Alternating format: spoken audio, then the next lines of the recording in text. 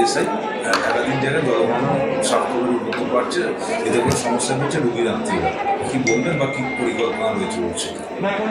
প্রথম কথা হচ্ছে ইএসআই বেলুন যেটা বলা হচ্ছে সেটাকে সাপুরপাড়া অঞ্চলে, যেটার ভৌগোলিক চরিত্রটা গামলার মতো এবং যেখানে বালি কনস্টিটুয়েন্সির সব জল আমাদের এই ইএসআই বেলুনের পাশ দিয়ে আসে। বেলুনের ওপারটা হচ্ছে বালি, এপারে হচ্ছে সাপুরপাড়া। তা ওই বেলুনের সমস্ত জল এদিক দিয়ে আসে।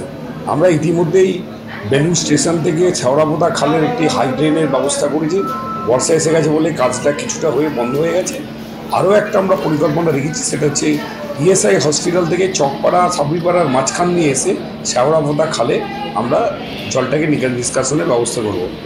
যদিও আমরা জানি ভৌগোলিক চিত্রের জন্য হয়তো আমরা সব জলটা বার করতে পারবো না, তবুও আশা করছি যে 50 থেকে 60% জল ওখান দিয়ে বেরোবার চান্স আছে।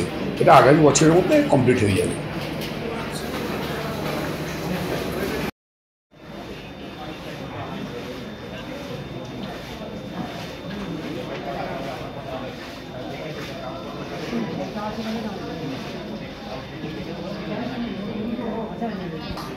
ছবিগুলো দেয় এরা মুখ তুলে বলবে, এটাই তো হবে।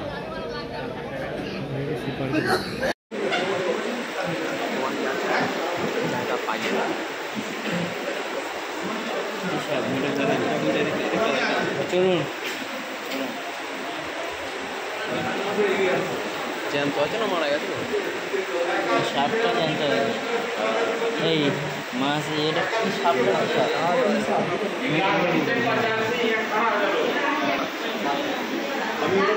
আসুন আসুন, আপনি চলে আসুন।